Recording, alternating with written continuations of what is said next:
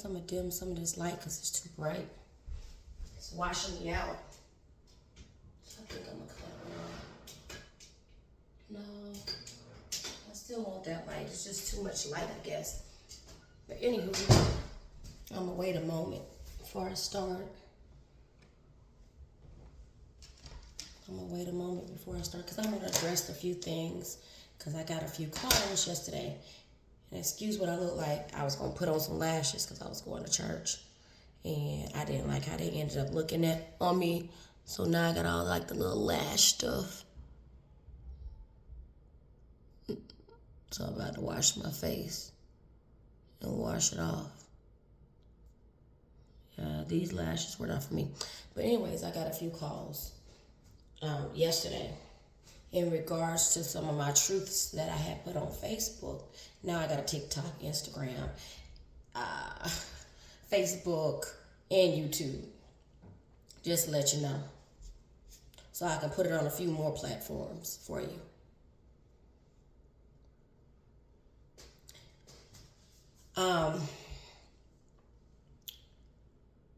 One person that really mattered to me,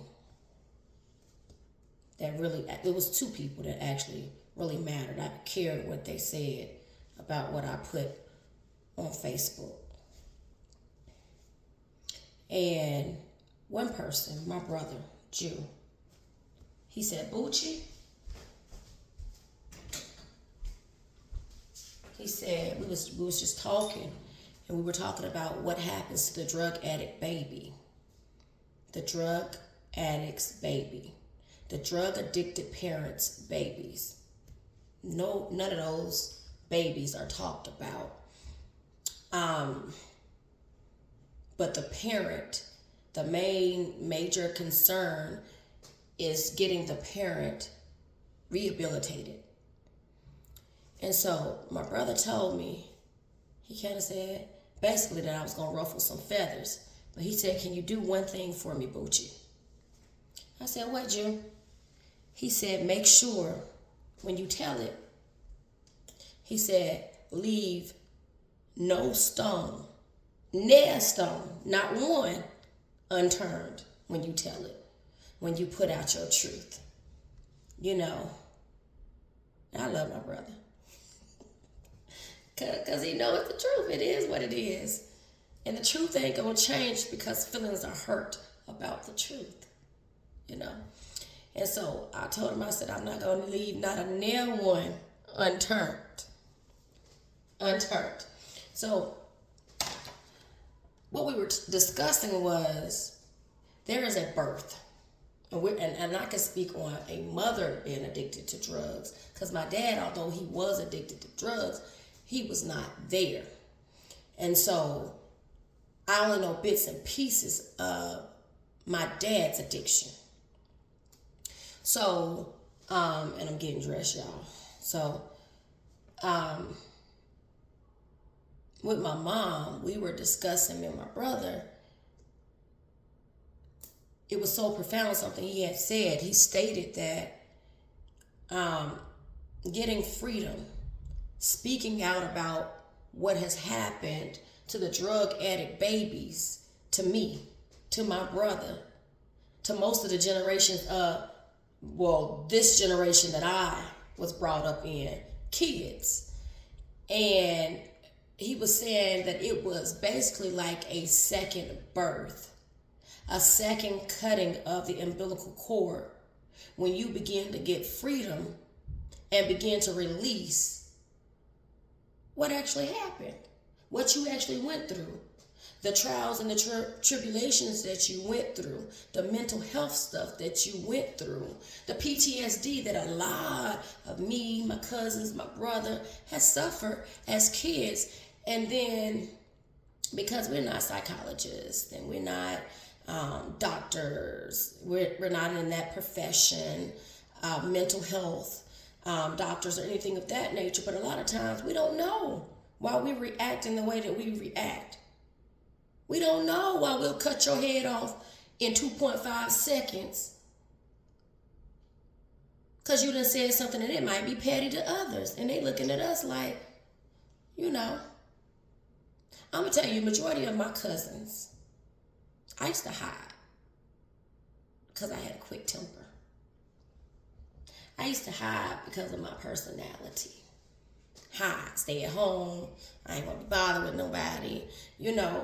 Because of who I was, the personality that I had, I would hide. And I'd be like, other people don't act like that, And I began, as I grew up, maturing as an adult. I've been in the military, traveling as a contractor in the military, for the military. I grew up and I started seeing people from different lifestyles, from different walks of life. And I was like, man, they don't act like that. But why me and all my cousins act like that? I got cousins I could sit right next to. And I'll say that's me. Because our personalities are so alike. I just hide mine. I hide my crazy side. But majority of my cousins are very bold. They ain't hiding nothing. You catch them on the wrong day. And a lot of that stuff that's on the inside of us is due to trauma. Due to what we saw in our households. Due to what we saw from the drug addicted parent or the people that we saw around us.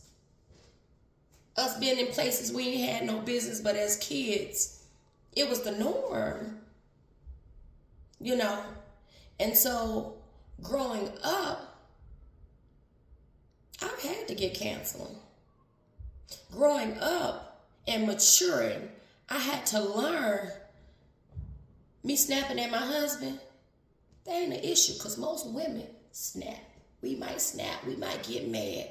But why is my snap 10 times worse than the other woman over there snap? Why is it that I take it as far as, look, I want to do something to a Negro. If I get mad, this is in the past, but why? Why? A lot of feelings, a lot of emotions, a lot of traumas, a lot of things that we took the drug addict babies. We took into adulthood. Them kids was messed up because what they went through, what they seen, it wasn't normal. And our parents normalized abuse. They normalized trauma. They normalized it and made it okay. So we grew up, I ain't gotta take nothing off that nigga.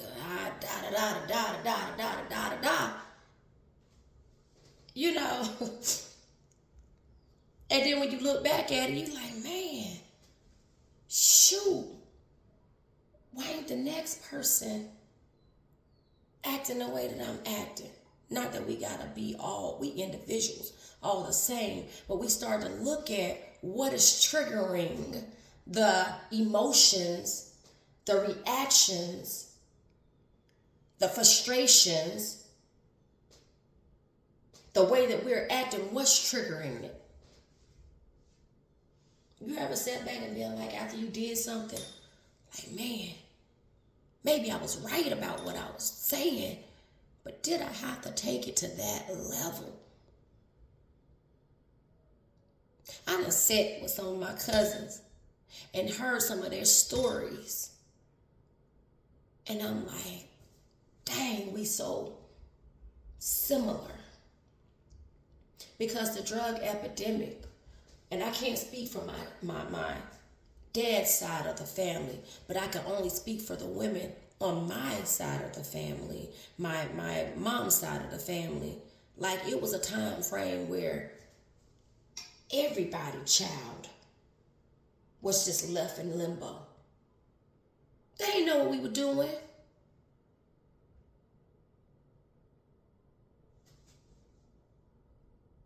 could have been doing something that was just out of here, out of this world. Me and my cousins be in the house by ourselves, having a good time. I went to my grandma's house the other day, and I was looking at the tore up driveway where we used to play No Bad Breakers Allowed. You know, where we run to the car and then run back to the street, then run back to the car in the driveway before another car came. I was looking at the backyard where we had this dog named Brownie, and I believe it was my cousin Amelia who got bitten by Brownie, but it could have been Jamaica. I can't recall. She had on her little new outfit. I remember her little white shorts. I don't know if it was shorts or pants now, but we had some good times together, and I can't remember where a parent was when we were having those good times, you know. But there were also times where we were not together. We were split up. They was with they parents or wherever they were, and me and you was with our parents and wherever we were. And those the times, those quiet times that nobody talk about. The things that we saw as a child that we shouldn't have seen. You know, the hurts that we endure because of the actions of the drug addict.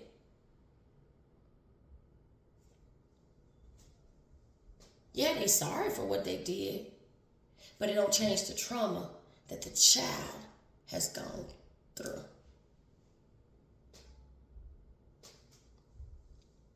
How many rehabs have my mama been to? Anybody know? Or have you lost track or count? Yeah, you saved, sanctified, and filled with the Holy Ghost. Now, but who gonna stand up for the drug addict kids? See, the world was so focused on rehabilitating and sweeping under the rug what was going on with my mama. They left us uncared for. They left us damaged. They left us hurt and broken. You know how many secrets, because I'm going to get into secrets, man.